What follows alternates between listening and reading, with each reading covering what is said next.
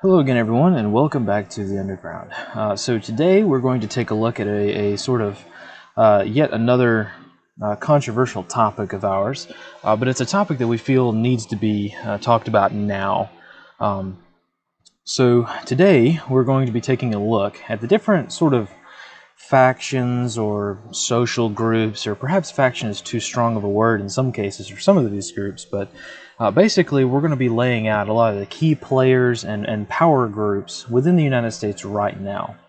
Now, we're not going to cover all of the groups that we have found and all of the groups that we're monitoring and interacting with and tracking and things like that, but we are going to talk about some of the major players.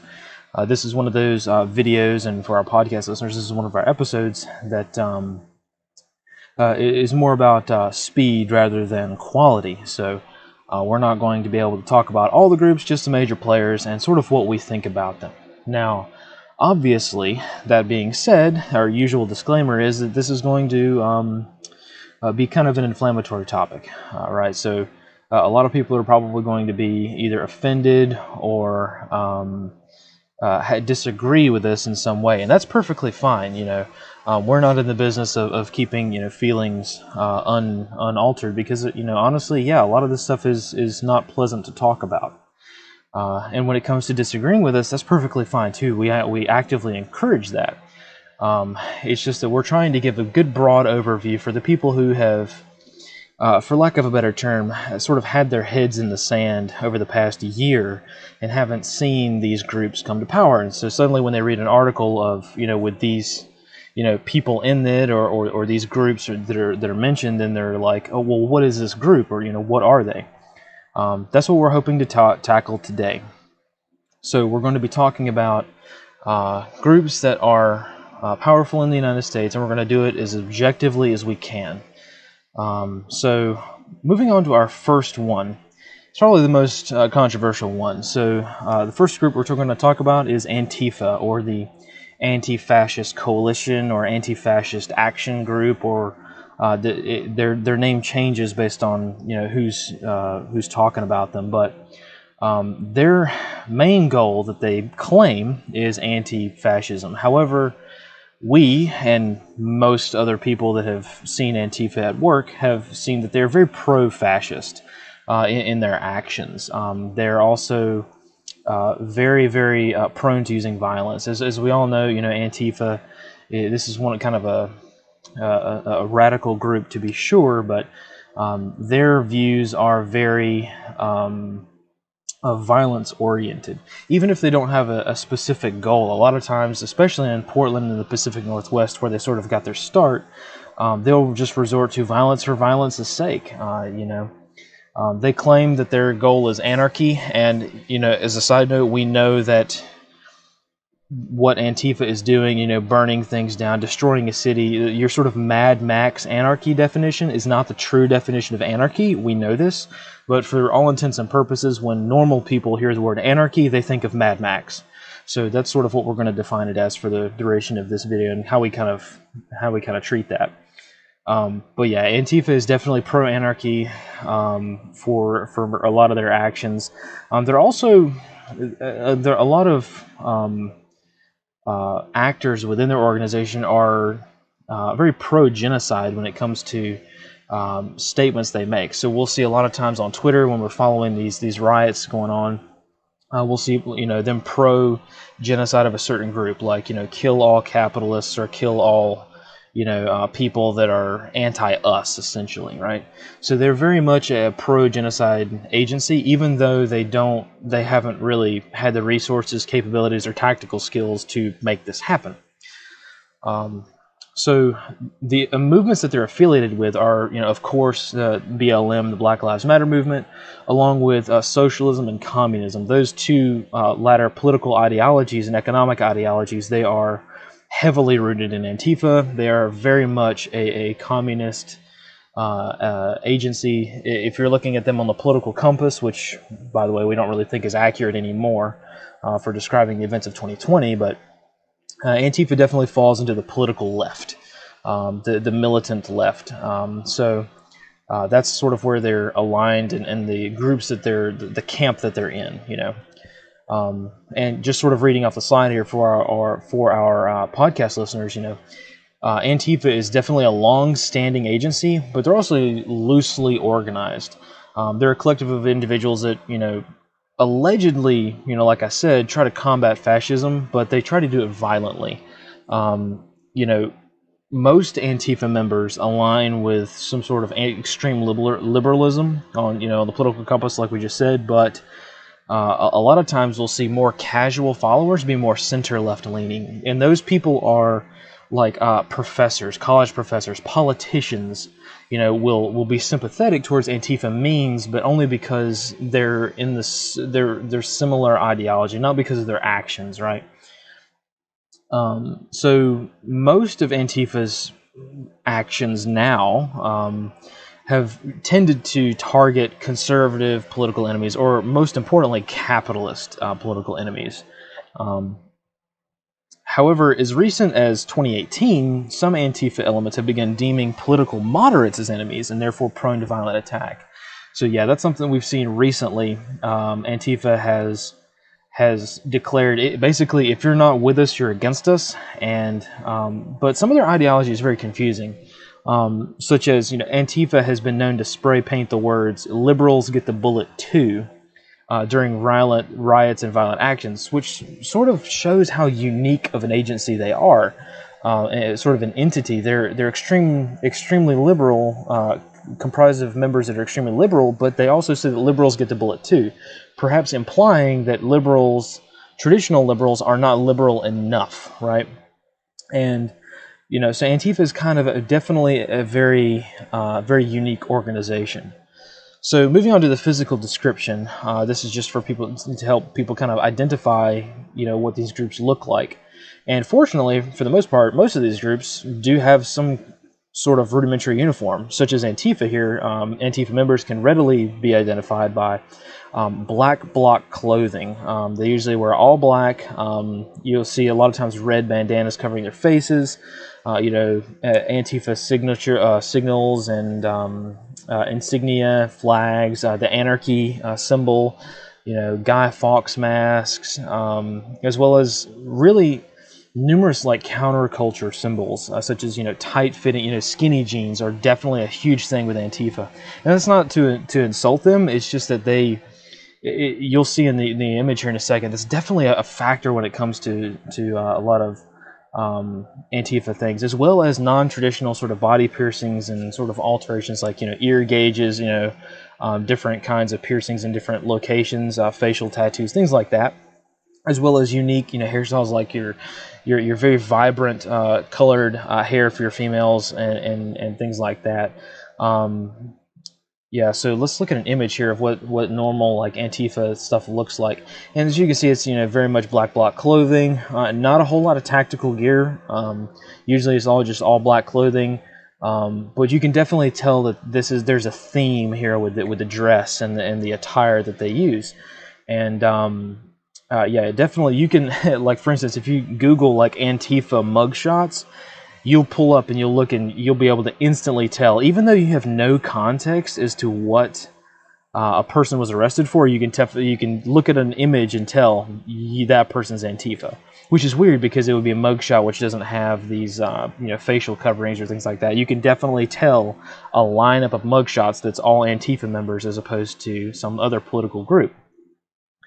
And so some of the more notable actions there have been known to do, mostly just riots. The Berkeley University riots. They were also present in Charlottesville during that whole scandal, the Charlottesville riots in 2017. They were also responsible for doxing efforts against ICE agents in 2018. They also were responsible for attacks against Jewish population in the Jewish population in New York City.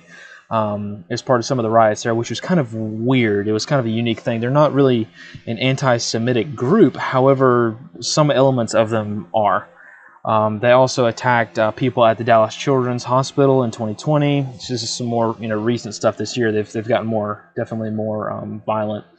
The Washington D.C. riots, as well as the Chaz or CHOP occupation of Seattle, which was earlier this year in 2020. And so basically our analysis is, Despite the fact that Antifa claims to be anti-fascist, they are in fact very, very supportive of fascism, communism, socialism, all of which are technically on paper very different ideologies, but they definitely support them.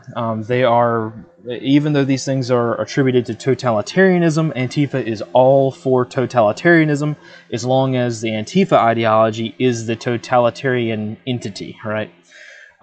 They are also known to organize information operations. So information operations is what we in the intel community, it's sort of a soft code word for psyops, right? We don't do psyops anymore. We conduct information operations, right? And Antifa does these as well.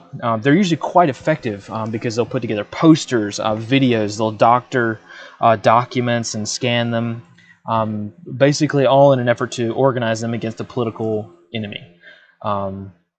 Yeah, so, despite what Antifa leadership may say about their own entity, their true end goals, right, are purely destructive, right? There's no cohesive pattern to the attacks, with the exception of targeting anyone or group who doesn't support them. But, Antifa's violence is not a means to an end. For Antifa, violence is the end, right? That is the end goal, right? So as a result of all of this, we highly, highly recommend that for people to avoid Antifa actions, right? We assess with high confidence that Antifa or anyone who identifies with Antifa ideology is a very high threat to individual safety, right?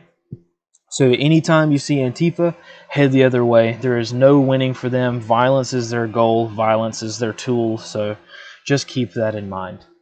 And sort of trying to keep this quick, we'll move along to the next group, which is Black Lives Matter, BLM. And this is one where we will get a lot of flack, I'm sure, and probably get a lot of attacks and things like that. But their stated objectives vary widely, right? The BLM movement is it's an extremely varied organization, right? Their stated objectives, depending on which cell and group it is, they broadly started with a message of equality, right? Equality for all, right? But lately we've seen a lot of black nationalism, black supremacy, and things like that come out of their official rhetoric, right? Not just somebody on Twitter trying to troll. It's been their official doctrine, right? So lately in 2020. They're also a heavy supporter of the reparations movement, right? So, continuing on with their observed objectives, they also align with sort of anarchy ideology, much like Antifa, but not quite so much. It seems like from where we're sitting, broadly speaking, BLM will use anarchy to get their end goal of black supremacy. Some groups, of course. But other groups will not. So it's extremely varied. Some groups, just like I have here on the slide, some parts of BLM are 100% proponents of genocide against whites and other non-African American or non-African descendants. So, but other groups aren't. So it's a huge varied thing. So some of the affiliated movements with BLM are the NFAC, the Not Effing Around Coalition.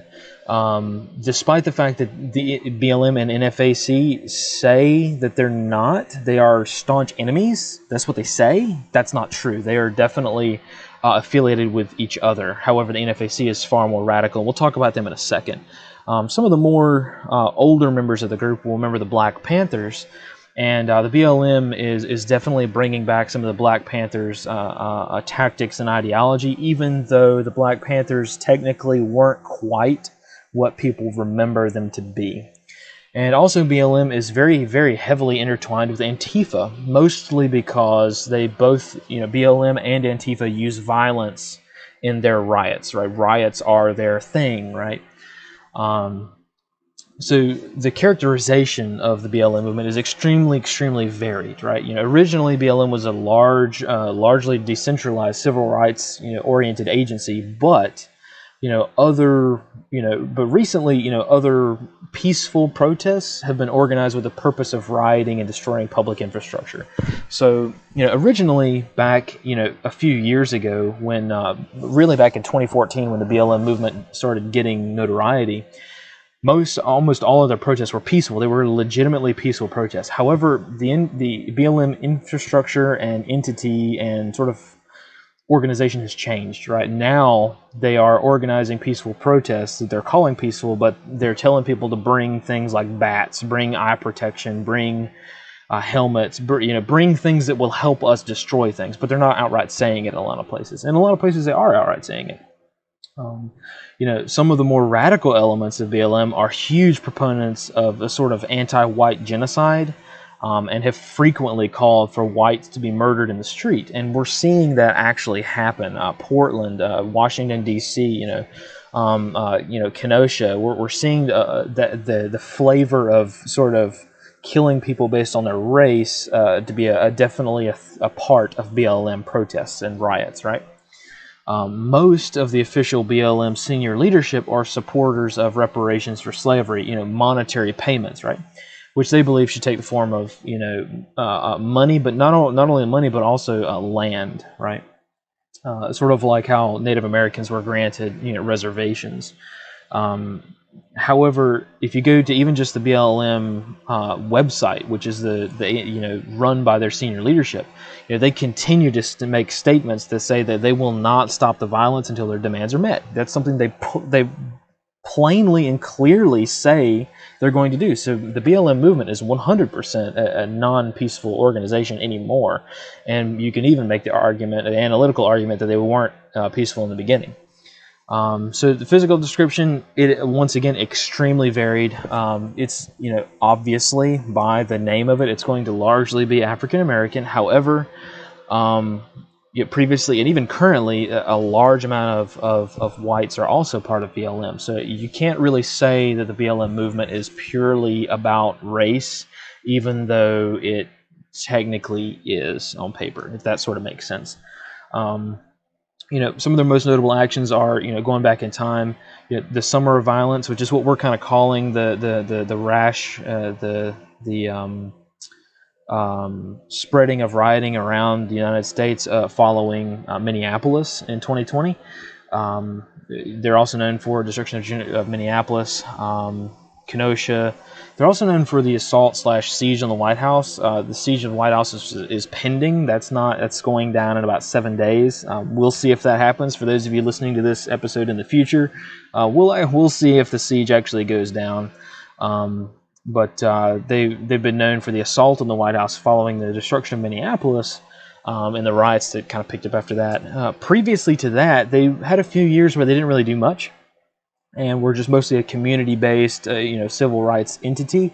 But they were also heavily involved in the Ferguson riots following the shooting of Michael Brown in 2014, and also the New York City riots following the shooting or the death of Eric Gardner in 2014. He wasn't shot, but I don't think. But yeah, so let's take a look at the physical description, and we tried to pick the most non-biased images to display, talking about a BLM protest.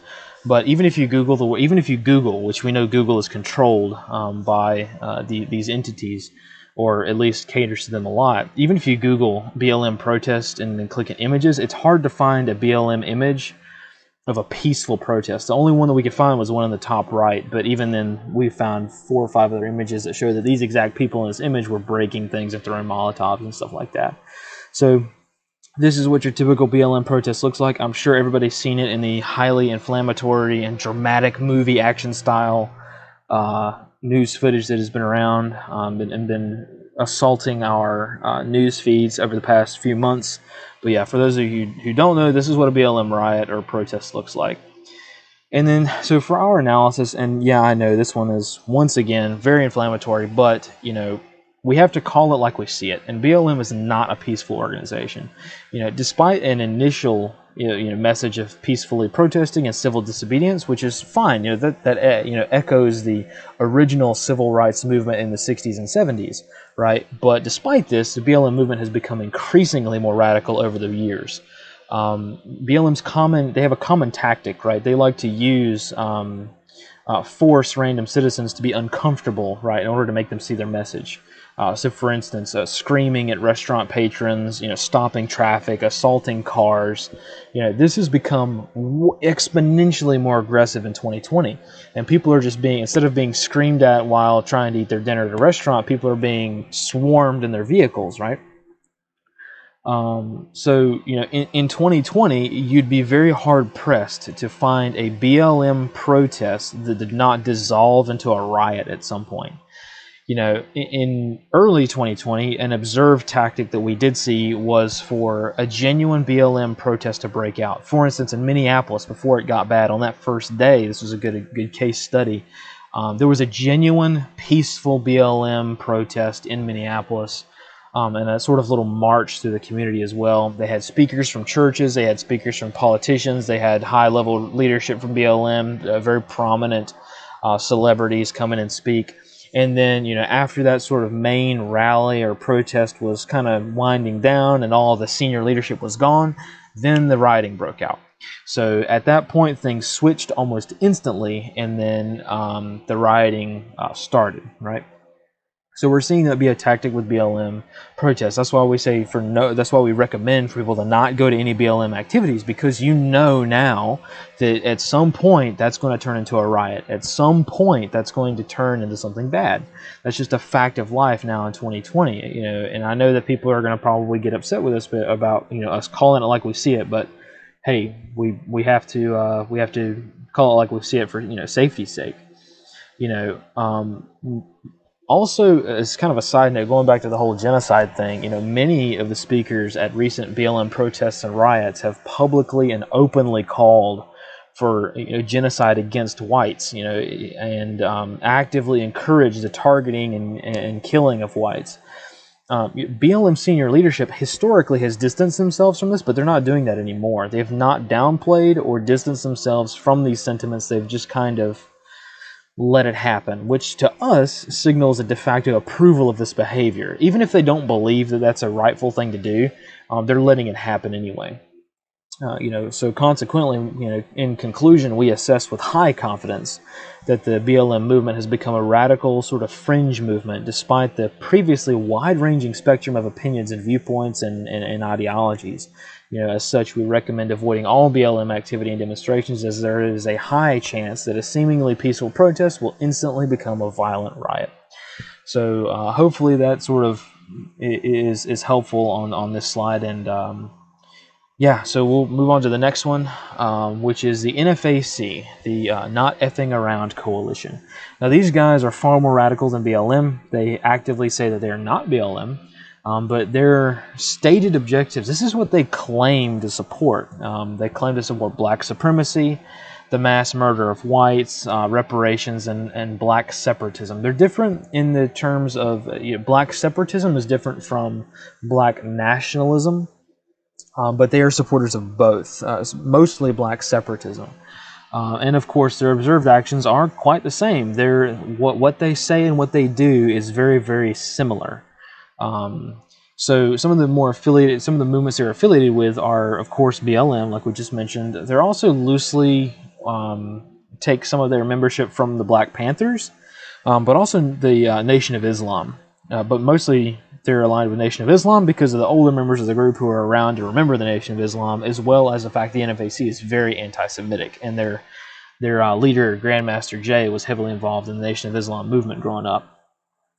So for those that have not heard of the NFAC, which would be surprising, but in any case, the NFAC is a militant black separatist group, which is comprised of roughly 300 to 500 members, whose stated goals have changed considerably over the years, but they've still always been a radical group. It's not like they've become radicalized over time. They've always started as being radical, and their leader has an air or flavor of occultism. He calls himself the real Grandmaster Jay, and he's made increasingly just plain weird and also radical statements over the years regarding his role within the organization. So recently the NFAC, they've included amongst their goals the goal of giving the entire state of Texas to Black Americans as reparations for slavery. They've also, which is going back to the weird comments, they've also made extremely anti-Semitic statements over the years, with senior leadership, including Grandmaster Jay, often praising Adolf Hitler and other Nazi leadership, which is just plain weird, which kind of shows the fringe movement that these guys really are. They also claim to be highly trained ex-military members. They claim to only let veterans in who are, who've seen multiple combat tours. However, this is extremely false. All of their demonstrations and actions have indicated that their tactical and technical proficiencies with weapons and combat is extremely lacking and basically non-existent. NFAC riots or gatherings have had multiple negligent discharges. And a lot of when they did their march on Stone Mountain, the NFAC, a lot of the guys had obvious weapons malfunctions, like stovepipes in their weapons, and magazines being inserted backwards, weapon sights being installed backwards, foregrips being installed in the wrong position, or weapons without sights altogether. So that's kind of a sort of characteristic of their organization. So physically, we'll bring up some images here in a second, but the NFAC standard uniform, they actually do have a standard uniform, which is basically just a loose collection of black bloc clothing, once again, same as Antifa, but they also wear the black berets of the Black Panthers, if anybody remembers them, and also, in a departure from Antifa, these guys also wear, they basically dress like your cheesy video game character from the 80s of any sort of first-person shooter, with as many chest rigs, rifles, drop leg rigs, all kinds of tactical gear, as well as a random assortment of ammunition like bandoliers, for shotguns. You'll see a guy carrying a shotgun with 5 or 6 bandoliers on, all of which is randomly slung in a very poor military fashion.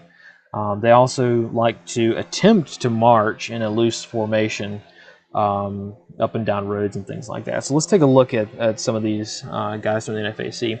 So in the upper right-hand corner with the AR-15, there's Grandmaster Jay, and as you can see, they're using Baofengs for their comms, so they're probably running unencrypted comms that you could easily intercept and overpower if you needed to. But you can see the weird collection of things. You can see people with, some people have custom ARs and other weapons. Other people don't. So, that's just sort of their organization is what they look like when they riot or march or whatever. And the NFAC is a relatively new organization. They have not been around for very long, despite the fact that they're, the real Grandmaster Jay likes to claim they've been around for a long time. Really, they only gained notoriety from their march on Stone Mountain earlier this year in 2020. However, they also made the trip to Louisville, Kentucky, and commenced to destroy a lot of stuff there. So, moving on to our analysis, many people have sort of lampooned their actions. Many people have made fun of them because of their obvious downfall of not being tactically or technically proficient. Despite this, they still remain a current threat. They don't really meet the label. They don't really meet the criteria of being a traditional insurgent threat, but their ideology and previous actions indicate they still fit the quote-unquote terrorist label, which we, of course, don't like to throw out. But they're definitely, that's their goal. They say it, so that's what they claim to be. Their statements have called for the genocide of whites. That's made their message extremely clear. And despite the fact that this has all been talk for the NFAC, a lot of people try to say the NFAC is nothing but just they're all talk. They're not really a threat. It's only a matter of time before they continue. People and law enforcement agencies continue to allow this type of behavior, and it's only a matter of time before they take their ideology in earnest. And start acting on some of those sentiments that they've been portraying. So consequently, despite the fact that these guys don't seem to be the sharpest tools in the drawer, We assess with high confidence that the NFA presents a genuine threat to individual safety, and we recommend avoiding all NFAC functions and demonstrations. So just be aware of what's going on, be aware of where they're at, and take steps to avoid them at all costs. If nothing more than the accidental negligent discharges that they have that they're famous for at their rallies. Alright, so switching gears for a second, but still talking about an equally inflammatory group. Up next is the Boogaloo Boys. So this movement is also known as the Big Igloo, Large Ice House, whatever. We all know, everybody knows what you're talking about when you talk about the Boogaloo nowadays. So this group is, once again, not really a solidified group. They're not really a succinct set of ideology. However, they do have a few different stated objectives. So for one, this group is largely anti-government. They see larger government as a problem. A lot of the people within the group would support no government at all. Some of the members, most of the members, are actually pro Second Amendment, very, very heavily invested in the Second Amendment and the protections it provides. And also, there's a large sort of flavor of anarcho-capitalism from the early onset when this group sort of came to fruition in 2019. Lately, a lot of the sort of Boogaloo enthusiasts, I guess we could call them, are mostly, largely anti-law enforcement. And once again, a lot of their stated objectives are pretty much the same as the objectives that we observe from them.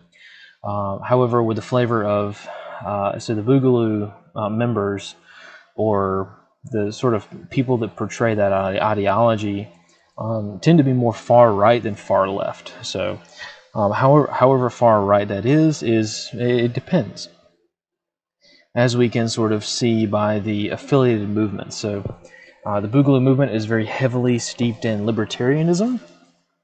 However, over time, they have been sort of linked and associated with movements such as the Proud Boys and various other militia conservative groups. So, characterizing the Boogaloo movement is kind of a difficult task. So the term originates from the depths of 4chan internet memes, really just Instagram memes in 2019. But the Boogaloo movement is it's a movement that's representative of a very wide-ranging set of ideals. The term itself is a reference to the coming of a second American Civil War, or another war for independence. It's sort of a tongue-in-cheek reference to that. However, while some Boogaloo enthusiasts are quite serious about preparing for a civil war and actively trying to encourage that, other sort of Boog boys don't view the movement as a true sort of insurgent group, and identify with the Boogaloo movement out of solidarity for liberty, and not to engage in a true civil war. They don't really, they're very definitely moderates within this group. And once again, while it's not exactly a solidified group, participants and ideology is largely shared by a certain set of society, right? Anti-government sentiments run deep within this, within this movement, as well as anti-law enforcement sentiments. Some of the more radical members of this movement are, aligned with more traditional militia type movements, even with white supremacy groups, which is interesting considering that the Boogaloo movement and prominent names within the Boogaloo, movement have gone to great lengths to distance themselves from white supremacy. But despite that, there is a flavor of white supremacy to some of the Boogaloo movements, along with some of the more, anti-Semitism, racism, things like that are definitely prevalent within the Boogaloo movement now, in some very limited aspects. How wide-ranging that is, who knows? Also, many Boogaloo boys have been observed to be protesting alongside Antifa and BLM, who technically are ideologically opposed to them. It doesn't really make any sense. BLM and Antifa are very heavily socialist and communist, and the Boogaloo boys are very libertarian, very, very conservative, and things like that. Speaking broadly. However, the hatred that the Boogaloo Boys have for government, is sort of and helps them be sort of affiliated with Antifa in some aspects. If Antifa and BLM are going out there to protest the government, yeah, sure, the Boog Boys will show up and support them. But the Boog Boys don't quite realize that Antifa and BLM are their enemies. They're sworn mortal enemies, essentially, right? So it's kind of a very complex and hard organization to define, because it's not as solidified as BLM or NFAC or Antifa or any of those other ones.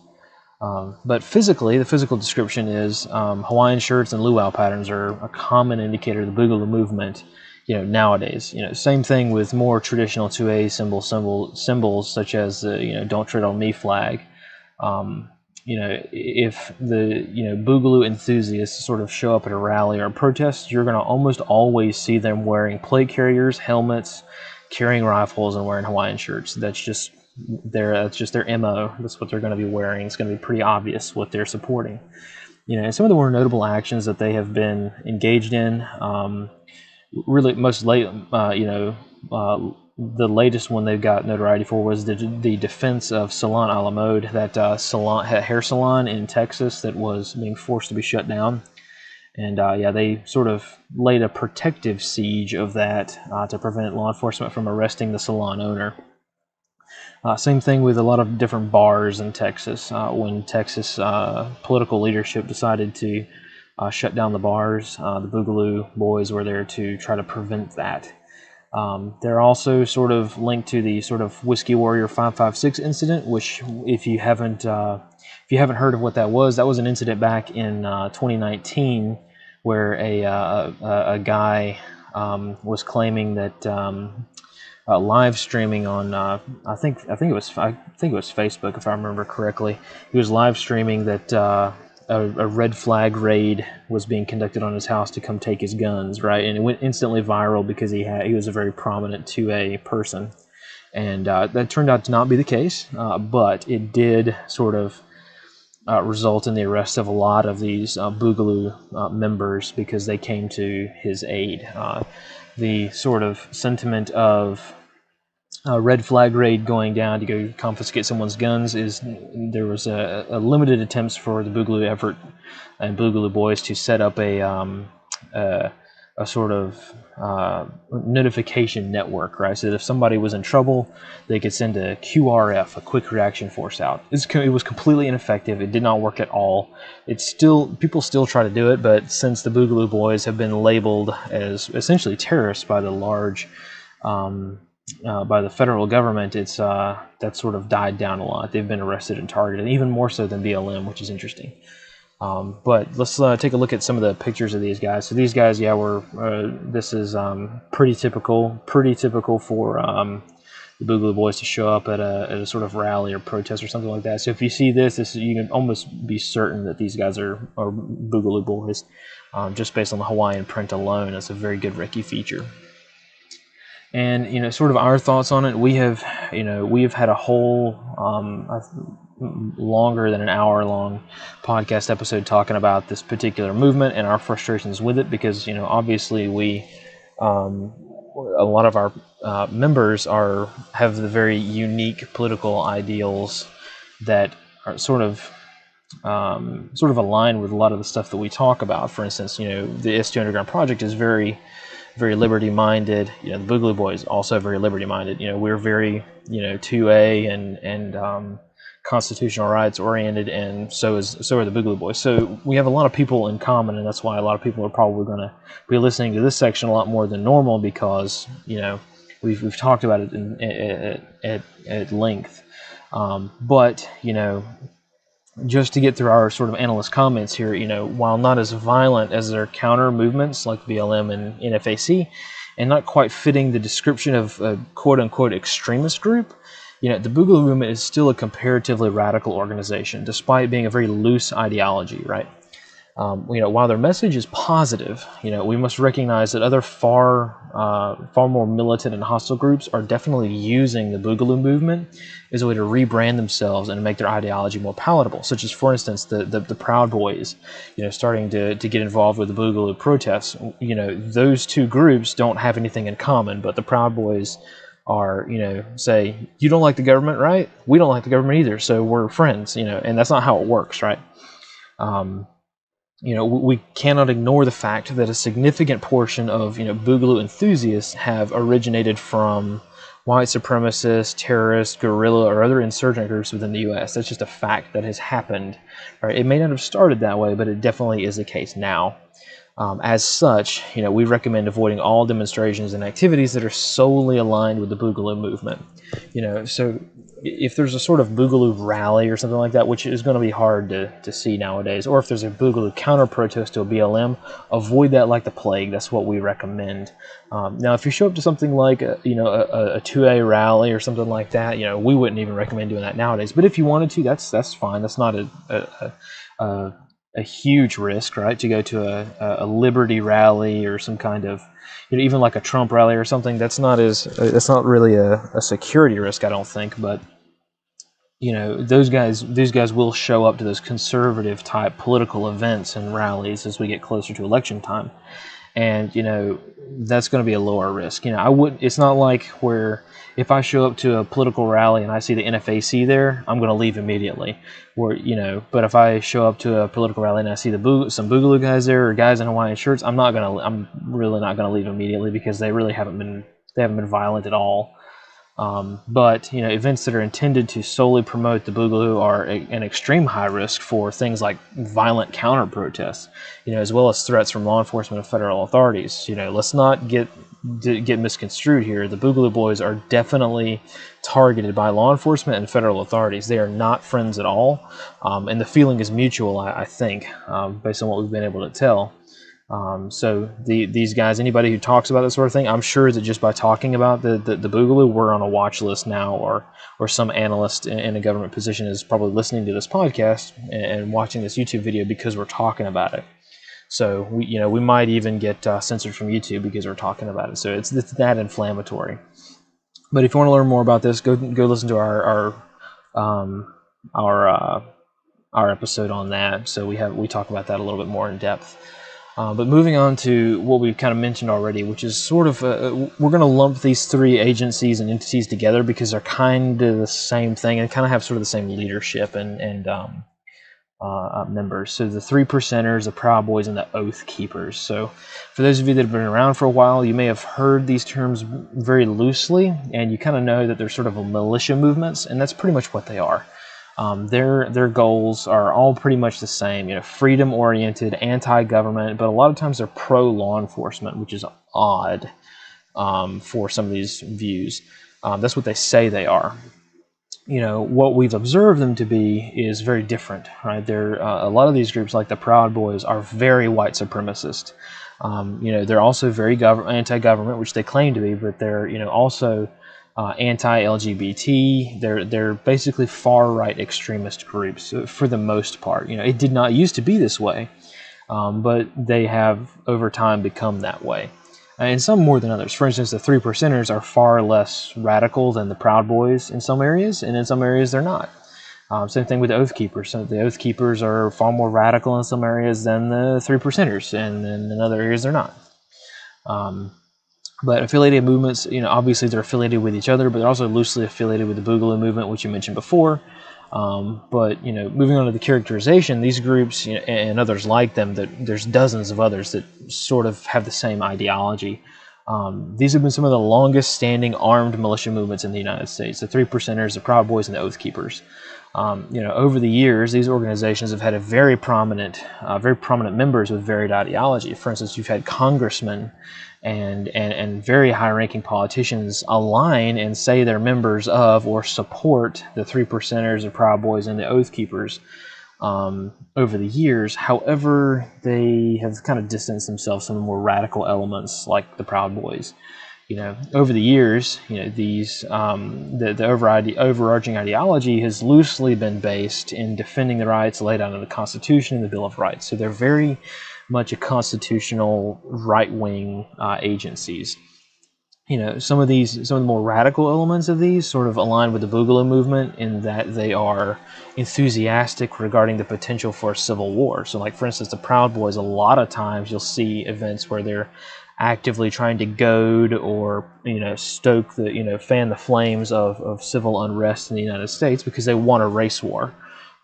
So that's sort of what a lot of these agencies are, Many of these organizations are pro-military, with several incidents being recorded of Oath Keepers, guarding soldiers from being attacked at recruitment centers. So that was a big thing a while back. There was a shooting at a recruiter office, a recruiting station in, I think, Tennessee a few years back. And in response to that, because the military, for those of you who don't know, military members, including recruiters, cannot carry weapons, personal weapons for defense on base or even in their offices. If their recruiting station is off base, they can't do that. That's a regulation. And so these groups, Oath Keepers, of course, saying that's a huge infringement on the Second Amendment. We're not going to stand by. We're going to go guard the recruitment centers. Well, it turns out that they would stand outside recruitment centers, heavily armed. The recruiters were issued guidance of, hey, don't interact with these guys because it's just kind of a complex situation, right? So a lot of times the recruiters didn't want them there, but it's a free country allegedly, so that was kind of the mentality back then. That being said, other members and other fringe movements within these movements have definitely engaged in guerrilla warfare and insurgency and terrorism within the United States, carrying out attacks on governmental complexes and things like your more traditional Al-Qaeda tactics of attacking government facilities, right? So there is definitely a huge threat there. And moving on to sort of their physical description, you can kind of see what they all look at. The 3% tabs and morale patches are extremely common. Basically, if you see somebody at a rally with a plate carrier on with like 50 morale patches velcroed to it, that's pretty much going to be somebody like a 3%er, Proud Boy, or Oath Keeper. That's usually what their MO is. They also stick by traditional pro 2A stuff, like the modified Betsy Ross flag, like the icon we have in the upper right hand corner, the stars from the Betsy Ross flag, but with the Roman numerals for the number 3 in there. Various versions of the Gadsden flag, stuff like that. And some parts of these, like for instance, the Proud Boys are specifically male only. They do not allow women into the Proud Boys. So that's kind of another recce feature. There's other more notable actions, like I had mentioned earlier this year, the Summer of Violence. These agencies were there, not in force and not really in significant numbers, but for instance, the Kenosha shooting, they were definitely there. Also, the violence at the Charlottesville riots in 2017 was a direct result of these organizations.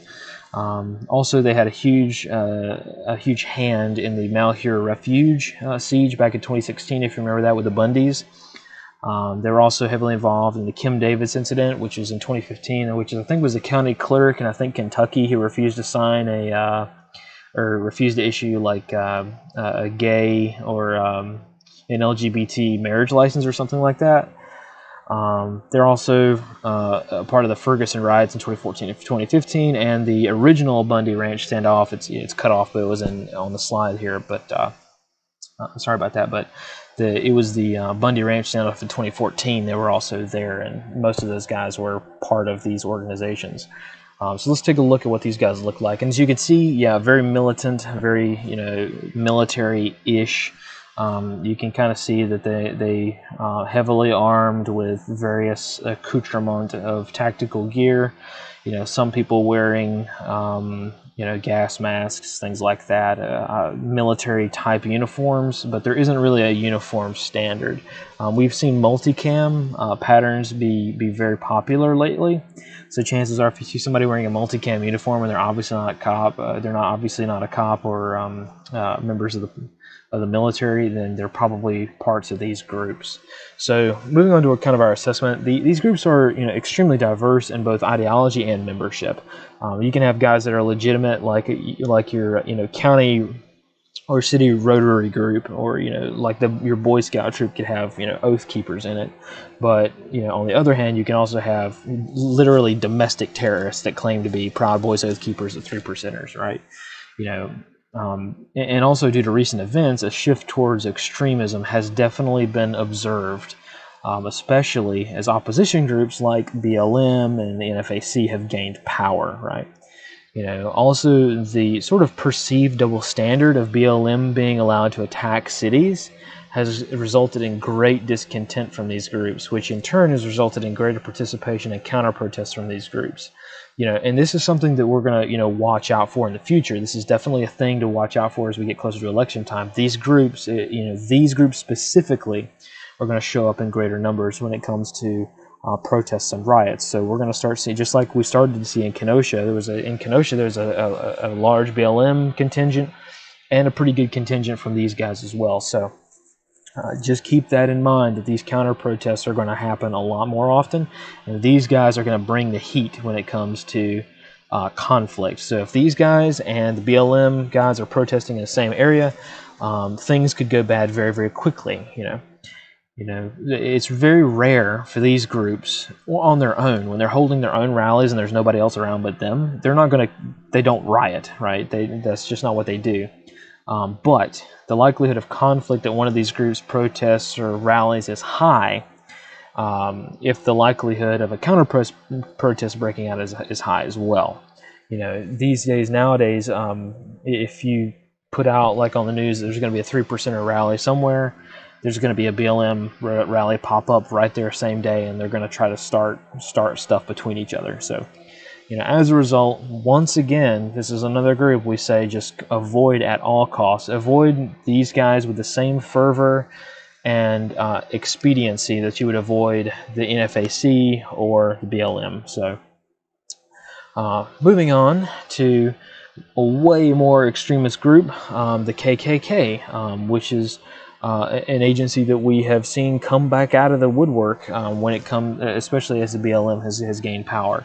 So obviously, this group is very transparent in their extreme ideology. They state that they are for white supremacy and genocide of anyone who's not white, and that's also what they stand for. That's what we observe them to be doing. Right, their actions meet their stated goals. Right. These guys are also heavily affiliated with the Oath Keepers, 3%ers, Proud Boys, Boogaloo Boys, neo-Nazis, things like that.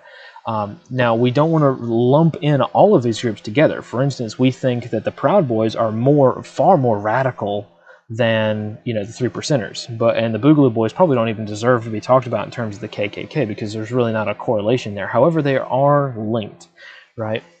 And I'll talk about that in just a second, but characterize the KKK, the Ku Klux Klan, is pretty much the oldest white supremacist group still operating within the United States. They have a long history of violent murders and lynchings. Just go on their Wikipedia page. There have been novels and novels written about the KKK. Most people consider the KKK to be a terrorist group, and rightfully so, because their goal is to use terror to promote their extreme right-wing ideology. However, the reason that we're talking about them in this context is that over time, the KKK has realized that their extreme right ideology and sort of lust for murder is not really marketable to the masses anymore. And, as such, they've attempted to conceal their intentions, their true intentions. KKK members rarely hold public meetings anymore and will almost never admit that they align with KKK ideology. Consequently, most KKK members have taken up the banner of various conservative political interest groups, right? In other words, if you were to find the most radical person at a pro-2A rally or a Donald Trump rally or something like that, they will most likely be secretly be KKK members. Physical description, the white hoods and robes have become a thing of the past, but some of the more radical members will still use the swastika and other white supremacist symbols and phrases to convey their message. However, KKK members have been known to appear to simply be basically just radical pro-2A members or pro-liberty people. So care must be taken when engaging with anyone who appears to be a diehard sort of liberty supporter. And let's take a look at some of these images here. These are images from a rally, I believe, in Virginia. But as you can see on the top left-hand corner, these guys look a lot like Oath Keepers. They look a lot like the Proud Boys or something like that. And these guys, may claim to be, but they're 100% definitely aligned with the KKK. And in the top right-hand corner, you can see we've censored the image because YouTube does not allow the swastika to be displayed anywhere in their videos, and their sort of algorithms will catch that, so we didn't want this video to get flagged and taken down. But these guys, yeah, definitely rally with the traditional things. You'll see them, like this guy holding the Nazi flag, but you see 8 feet in front of him is the dude with the "Don't Tread on Me" flag. So you can see how that ideology has changed a lot. It's not really the same, but these radical, extreme right, hate groups, terror groups are absolutely taking the banner of liberty and trying to sneak that message in. Even in the bottom right-hand corner, we see the members of the actual Nazi party, and as you can see, they have that sort of white flag with the black X, and we have seen that a lot on supposedly pro-liberty things like morale patches. We'll scroll past Instagram, we'll see a morale patch that has that sort of X on it, and that's not what people think it is. I don't quite think that is the white nationalism flag, and it's definitely a sort of flag synonymous with the Nazi flag, right? And so, coming back, we can kind of see in the upper right-hand corner back on the slide the similarities between the Confederate flag, which is, of course, a thing that the Ku Klux Klan and other radical right-wing groups use. Other moderate groups use it too, right? A lot of people who have no ties to the Klan use the Confederate flag as well. However, not very many people use the white nationalism flag, the Southern white nationalism flag, which is the white background with the black X in it. So just keep that in mind. If you see that flag, that's what that means. It's not a pro-liberty flag at all. It's not a heritage flag at all. It's definitely an extremist flag. So, obviously, the KKK is an extremist group. They're a terrorist group. We all know this, right? But, going into our, analyst comments for this, just like every other insurgent group and terrorist organization on Earth, the KKK has had to adapt to a changing population in order to remain semi-relevant in the 21st century. Concealment and quiet meetings have been their way of coping with an unsupportive populace, and most true KKK operations are conducted in secret. Consequently, we obviously recommend avoiding all of these groups, but also remain vigilant because, remember, you never really know what a person is thinking or what the ideology they truly have until they have taken action, which would, be too late, right? So, moving on to a sort of a different sort of flavor of group, right, which is the Back the Blue movement. Now, this is a sort of movement. It's not really a movement, right? It's not really a group. It's just sort of a thing that we have noticed coming out. In response to a lot of the BLM protests, we've seen a lot of people come out with Back the Blue rallies, right? And so their objective is to support police and law enforcement entities, right? And some of the more affiliated movements are the Oath Keepers, 3 Percenters, Proud Boys, some of the more conservative parts of America, right, and society. And characterize the Back the Blue movement. It definitely sprung up in opposition to the BLM message of defunding the police. So as more people come out and protest to defund the police, more Back the Blue people show up.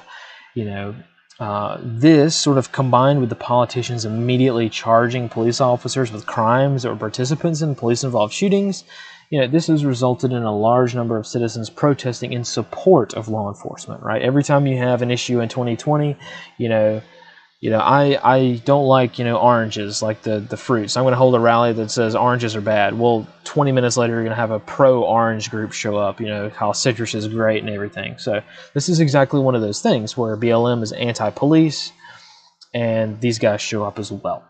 So, paradoxically, many of these protesters are very pro-2A as well, and extremely pro-Constitution.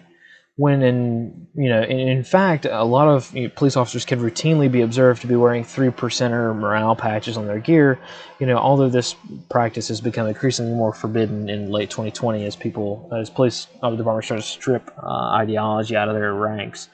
But yeah, the main sort of identification feature is the thin blue line flag and other apparel and things like that. Some of the more notable engagements. The reason that we're talking about this is due to the Kyle Rittenhouse shooting, the Kenosha shooting, response to the Kenosha shooting in 2020. Where Kyle Rittenhouse shot. We're not going to go into that incident, but basically it's come out after the fact that he was definitely a member of the Back the Blue movement, and he was there to counter protest or whatever the BLM people. So. As time goes on, we're definitely going to see more and more of these type of things happen, right? So let's take a look at what this sort of looks like. And, like any other normal rally, protest, their flags are the Back the Blue flag, the thin blue line flag, pretty much all of that. A lot of times you'll see them wearing their old, if they're retired police, you'll see them wearing police shirts and things like that. So yeah, that's sort of what they look like. A lot of times you'll also see them affiliated with, other first responder type things, like, fire departments and EMS as well. To sort of lump those all in together, even though they're not really the same entities. But moving into our analyst comments for this one, this movement, while it's not a violent organization, it's not a violent group, but it is a paradox, right? Cognitive dissonance is basically the watchword for this group, because these protests are usually conducted in the name of liberty, and they're sort of touted as being conservative, liberty-minded protests, but the ideology they're preaching doesn't really match up with reality, right? In other words, the slogan of "Don't tread on me" is frequently stated, but they frequently support things like more gun control, red flag laws, no-knock raids, and other tyrannical actions, right? So the reason that we talk about this sort of very flawed ideology is that, this matters because this group has the highest disparity between what they say and what they do, right? So this presents an interesting but unpredictable atmosphere, which could present an unexpected risk when interacting with opposition groups like BLM and NFAC. And moving along to a relatively unknown agency is the Socialist Rifle Association, or the SRA. Now, these guys propped up and sort of named themselves as in opposition to the NRA as a far-left, communist-oriented gun rights group. That's what they state they are. We've observed that they are definitely a far-left group, but they're also very much a sort of LGBT militia group. And they are also anti-gun rights. They're anti-gun rights for their political enemies, right? This is definitely a radical group, right? Similar movements that they're affiliated with are the BLM, Antifa, and also the Redneck Revolt, which I'm not sure if anybody's heard of before, but you could go read about them. They're not at all what you'd think they would be based on their name. But characterized, they're a very small group, very, very small. But they gained notoriety due to recent actions, which I'll talk about in a second. But yeah, they were started on social media, on Facebook in 2013 as a sort of tongue-in-cheek joke political enemy to the NRA. And this entity has since then organized into a real militant group over the years. From their very first, serious engagements at the Charlottesville riots, the SRA has swelled to several thousand members. They're self-reportedly comprised of approximately 7,000 members, of which roughly 1,000 of which identify as LGBT, which is interesting. So they have a huge sort of LGBT message as well in their group. Also, like I mentioned earlier, they tout themselves as being a gun rights group, but in reality, the SRA mostly tries to train and form left-wing militia movements to attack political opponents, right? So they're not a gun rights group at all, despite that's what they say they are. They're only gun rights for themselves. Defined physically, they wear black bloc clothing and uniforms, much like Antifa. However, they do have a very strong Soviet and communist air about them, with lots of communist slogans and memorabilia. So let's take a look at the image. As you can see, they look in this particular image. We can't really find a whole lot of images of these guys on the internet because nobody really cares about them, but This looks like another picture of the NFAC, but it's not. These guys are definitely the Socialist Rifle Association, and yeah, they more or less are pretty much the same as those other groups, except they're definitely more Marxist. You'll see a lot of people be oriented with both the SRA and BLM, for instance. In some of the more notable actions, they were definitely present in significant numbers, like in, say, more than a dozen people at the Kenosha riots, as well as they were involved in the Kyle Rittenhouse incident, like we mentioned earlier. And they were also present in Charlottesville, and were the result of their presence resulted in a lot of violence there. So, moving on to the analyst comments again, while relatively still small, the SRA remains a significant threat in the areas that they maintain a positive influence in, such as the Pacific Northwest or, left-wing strongholds. Sorry for the typo there on the slide, but the SRA can be separated from traditional right-wing or conservative gun rights groups because they don't champion gun rights. Rather, they take advantage of gun rights in order to arm and fund themselves and other insurgent groups within the U.S. Despite the fact that this seems like it's a really huge threat because they're basically a communist insurgent group in the United States, SRA members and leadership have demonstrated, basically technical incompetency with firearms, as well as, a completely ignorant viewpoint of military tactics. They have no idea how to use any of this stuff. But, as we've learned with other groups, with time comes experience. So as the SRA participates in more engagements, they will, as more Kenosha incidents happen, as more Kyle Rittenhouse incidents occur, as more Charlottesville incidents occur, they will undoubtedly gain more knowledge on how to be more effective with their targeting of their political enemies. So, moving on to a very odd agency. I will admit this is just one of about a dozen different groups within the United States that are roughly the same as this one. So when we talk about this organization, the ISUPK, there are a lot of other groups just like them that have roughly the same ideology. They just want to be separate for the sake of being separate. But this group is the Israelite School of Universal Practical Knowledge, and this is basically it's basically a religious cult, right? They state that they are for black supremacy and the genocide of all non-blacks, but their observed actions are, of course, they do stand for black supremacy and genocide, but they're also a religious cult.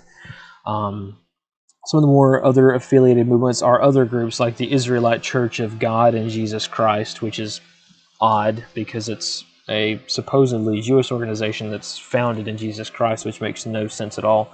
But they characterize this group and other groups like it is a unique religious cult whose core beliefs, center around the idea that all persons of African descent are the true descendants of the 12 tribes of Israel. And this organization's unique radical beliefs have gained popularity over the years because it's quite anti-Semitic. This organization is relatively small, with only a few dozen branches around the United States, but it's still got a pretty good following in some of the larger cities. While religious in nature, this organization retains a military rank structure. Their leader, going by the name of Commanding General Yahana, I think that's how you pronounce it. And as a result of this, they claim that the true Jewish people are of African descent. This means that this group has a very strong anti-Semitic message because they say that people who identify as Jewish, like nowadays, like people who are actually from Israel and are actually Jewish, they say they're not really Jewish. As such, they harass and target actual people of Jewish descent, right?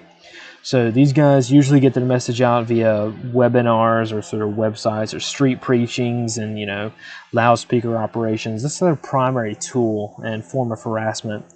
They've gotten into a lot of trouble over the years for having loudspeakers in certain urban areas, and that's sort of how they gain their popularity. They also align with various left-wing ideologies, and they have been seen at recent BLM protests, albeit in small numbers.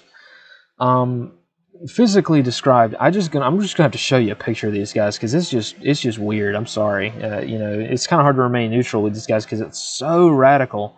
But they started off for the most part with wearing black clothing, but they also routinely use the Star of David and as well as black bandanas and shamags tied around the head as well, which is weird because shamags are typically Islamic, but these guys typically use them as well. And some ISUPK members also wear turbans, which is interesting because that's a whole variety of other Eastern cultures wear turbans. But yeah, they have been observed to be participating in Summer Violence 2020 and all the riots and things like that. Not in huge numbers, but they've been there. We've seen them. And also they've been basically known for their street preachings from 2007 to now, essentially.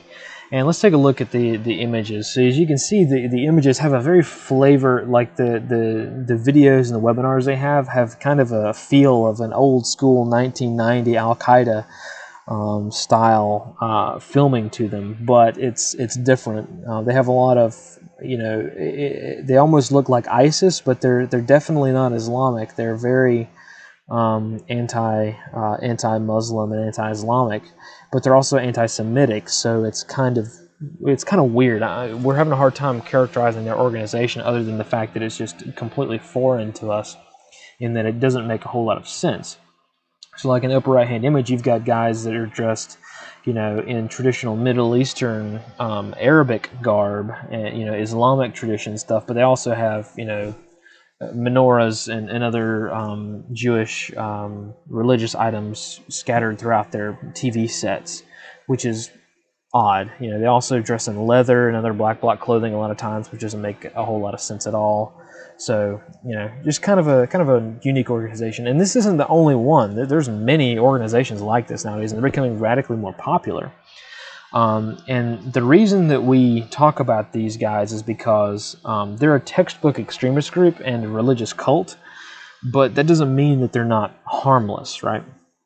You know, that doesn't mean that they're completely incapable of attacking someone. You know, with the rise of extremism during the Summer of Violence, you know, as well as the, you know, left wing and sort of black supremacy nature and flavor of this organization, you know, it's extremely likely that the ISUPK and other groups like them will gain notoriety and followers, because they're going to once again attach themselves to the black supremacy ideology, the same one that the NFAC uses, the same one that BLM uses in some cases, and things like that, which means that it's easy for them to solidify with other groups and get bigger, right? It's also likely for this group to band together with other even hostile opponents like the Nation of Islam. You know, the Nation of Islam is supposedly a group that's completely, you know, a hostile agency to this group. But considering that, you know, black supremacy is a huge part of their organizations, this will likely be a uniting factor for organizations like this one to sort of band together with their enemies, which is just completely strange, but that sort of seems like the theme so far. All right, so moving on to another more traditional group is the Nation of Islam. So for a lot of our old-timers out there, you'll remember this group, but for some of the younger persons out there, this is a group that's not really talked about a lot anymore. But during the civil rights movement in the sort of 60s through going on through the 80s and even into the 90s, the Nation of Islam was a very popular group. Their objectives were primarily black supremacy, black separatist, but it's all religious based. It's heavily seated in Islam. However, they have, over the years, been observed to, of course, be for black supremacy, for black separatism, but they're also very much associated with a sort of cult ideology. They're also very anti-LGBT and very, very anti-Semitic, which is what you sort of expect from an agency that is founded in a religion that is in opposition to Judaism. And these guys got really popular over time because of their affiliations. You know, Malcolm X, aka his real name Malcolm Little, and Louis Farrakhan of the Farrakhan movement and his sort of religious cult, his real name being Louis Eugene Walcott.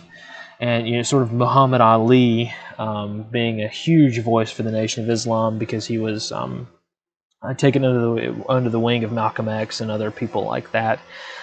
They also have ties to the Church of Scientology and things like that. So this is a very long-standing group. As we see by our characterization here, the Nation of Islam is one of the largest and longest-lasting Islamic-based black separatist groups in the world. While not as widely known today, as their highest point of popularity was during the late 20th century, the Nation of Islam is still around today and still retains a large influence. They do a lot of their stuff through more higher political offices. For instance, there are a lot of congressmen, a lot of judges, a lot of celebrities that are part of Nation of Islam or have ties to it, right? So it's more of a it's cooled down a little bit from its militant days, but and taken on more of a corporate atmosphere, which makes it very unlikely to directly link any sort of Nation of Islam leadership to rioting or crimes, right? And physically described, really, Islamic dress and traditional African attire, is pretty common. Also, suits and ties are also common. There really isn't any way to tell one person if a person is a member of the Nation of Islam. And as you can see here in these images, upper left-hand corner of Lewis, Eugene Walcott, and Malcolm Little, they're speaking, with a huge banner, "There is no God but Allah," behind them. Very much a radical militant group. And as you can see on the bottom left-hand and the bottom right-hand corner, these groups definitely have a flavor of the Black Panthers are heavily rooted in the Nation of Islam and things like that. But as you can see in the upper right-hand corner, even just a couple of weeks ago, there are riots and protests and demonstrations that are the result of Nation of Islam. Now, I say riots, but they don't really riot so much. This group isn't founded in rioting. This group is founded in demonstrations and in fear tactics and things like that. As a result, their notable actions and engagements, there's just far too many to list. There have been thousands and thousands of protests and riots and murders and everything attributed to Nation of Islam, right? So, moving on to the analyst comments, while in recent times the BLM leadership is seemingly more radical than these guys, this organization is just as radical as BLM, but having more experience, the Nation of Islam has retained a lower profile in order to prevent the arrest of senior leadership. The BLM leadership, they can sit there and call for the genocide of whites all they want, but they're eventually going to get arrested or pinned to something, whereas the Nation of Islam believes the same thing, but they're not going to say it. They're not going to come out and be obvious about it. Also demographically, the Nation of Islam is comprised of more older people, whereas the majority of BLM participants is mostly younger people. People who are too young to remember the violence of the original civil rights movement of the 60s and 70s. Additionally, the message of anti-Semitism from the Nation of Islam is likely to entice a new generation of extremists over time, as many of our previous identified groups have had these same anti-Semitic tendencies. Just like the ISUPK, the NFAC, BLM, they have, Antifa, all kind of have an anti-Semitic message kind of interlaced in them sometimes. And while the Nation of Islam does not necessarily share the same concept of black separatism like BLM and NFAC do, the Nation of Islam overall is not as openly radical, for reasons that we've talked about before, so they don't get caught, right? And as such, not being radical enough is likely to result in conflicts between the Nation of Islam and other groups, which on paper should be allies. So we can't forget that the BLM and Nation of Islam might end up creating a sort of adversarial relationship between the two because they're not radical enough, right? And they're just demographically different enough to create that conflict there. So the Nation of Islam is definitely one worth watching out for in the future, though. And then lastly, we have the one group of everybody else, people who are not involved in any of these groups.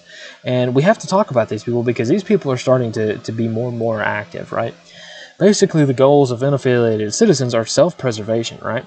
And traditionally unaffiliated citizens and people who aren't part of any of these groups, they don't join a group. They're not going to join a group unless that movement provides the most security, while at the same time not removing their cultural identity, right? So people aren't going to join a group that takes away their cultural identity, but they will join a group for security's sake. For instance, the Taliban in Afghanistan, right? The Taliban did not force people to get rid of their political or religious beliefs. They just wanted people to swear allegiance to them. It's a very crude explanation of it, but that's sort of how it is. Whereas, if you join the BLM, you're basically saying that you give up a certain ideology and you're assuming their ideology. Same thing with Nation of Islam. You have to convert, basically, almost like converting a religion to joining some of these groups, which unaffiliated citizens will not do unless it provides a significant amount of security while not damaging their own culture at the same time. So this group, characterized as basically the underestimated, silent part of society of citizens who don't want to get involved but are forced to.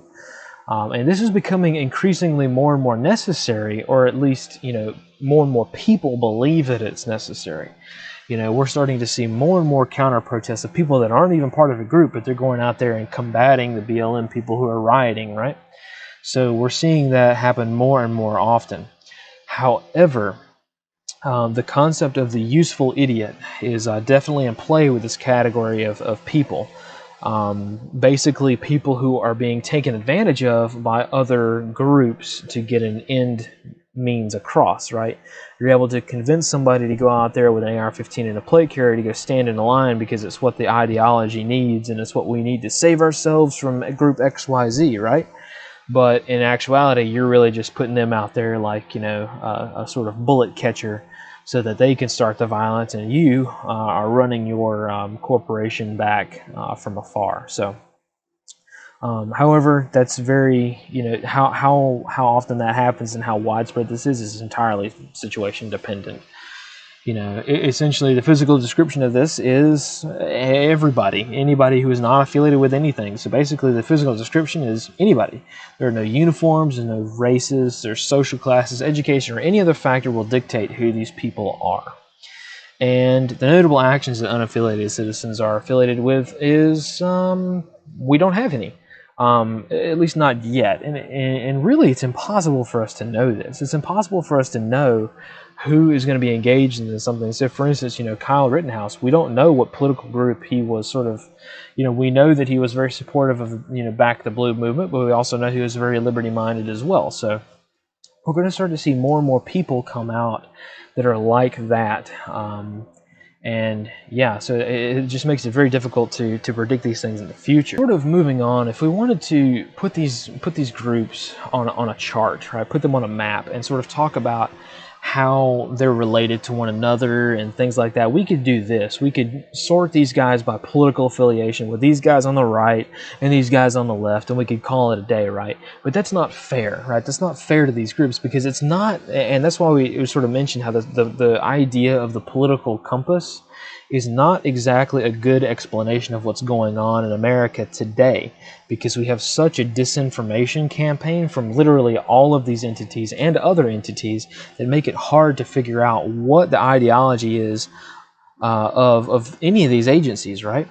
So we think that a more fair way to do it is to just put these guys on a graph and understand that there are links between them, right? This is your basic link analysis, right? A very crude way of demonstrating that some of these groups have alliances with others. They are linked in some way, right, with each other. And then we also can say that, very broadly, that a lot of these groups have enemies, right? They have an adversarial relationship with a lot of other groups, right? Some groups, like the ISUPK and Antifa, they target unaffiliated citizens simply because they don't pick a side, because you're not Antifa, so you're going to be attacked, even though they're not really an enemy of Antifa. They just don't engage in that stuff.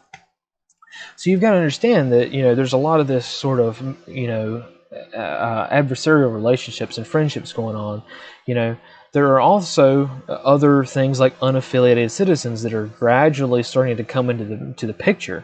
You've got all these other groups that are starting to crop up because more and more people are getting upset and want to sort of take their communities back and want to have their voice heard or things like that. So you've got some groups that are kind of overlapping. Also you have criminals. You have a criminal element. You have everything from your street, local street corner drug dealer to, your heavy organized crime with your cartels and, your gang violence and stuff out on the West Coast and things. That sort of stuff is playing into all of this. This is all a factor. You also have groups that we didn't talk about that are coming out of the woodwork, like the Black Panthers that we didn't mention today. And these groups are sort of kind of infringing and sort of blending with all these other groups, and that makes it very, very hard to understand what's going on with these groups. That's why we try to, not we try to not be biased towards any of these groups, and we try to be as objective as possible and just call things like we see it, because it's so complex. It's so hard to even pick one of these groups and say, what do you stand for, right? So that's why that's why we put this video out. And as time goes on, we've got groups like the unaffiliated citizens who may decide to, be anti-BLM, but also pro-Back the Blue and pro-Boogaloo, but also have some kind of criminal element to it. You see how that kind of works? It's very, very complex. The unaffiliated citizens are going to start to join these groups and are going to start to form these alliances and these ideologies, and that just makes that already complicated situation even more complicated, right? It makes it definitely makes it more factional and regional based, and it's just very complicated to talk about. And then that's not even mentioning the whole thing that's worth a whole other video, which are how these alliances affect one another between unaffiliated citizens.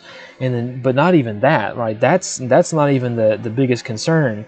Another concern is all of the external actors. If you don't think for 1 minute that Russia and China are taking advantage of all of this to sow discontent, right? As soon as there's anything that comes out that's anti-U.S. government, whether it be from the Boogaloo Boys or from any, from Antifa, or it doesn't matter. If there's an article written that comes out about how the U.S. government failed at this, how the U.S. government was wrong in this, the Chinese and the Russians immediately amplify that. So you might not, we're of course no defenders of the atrocities of the federal government or even the state governments, but at the same time, you've got to realize that a lot of times this stuff is inflated.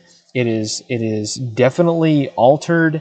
Or a lot of times it is, just outright false stuff that's being portrayed by China and Russia to weaken the United States, because a weakened United States means that they can do whatever they want, as we're seeing with the Chinese aggression in the South China Sea, and also as we're seeing with the Russian aggression in Ukraine a few years back, but now Belarus. And, so there's that going on. You also have politicians. The Republicans are going to take advantage of XYZ. The Democrats are going to take advantage of XYZ. It's election year. It's going to be a crazy year no matter what. So you add in all this election stuff on top of all of this, and it just becomes a ridiculous thing.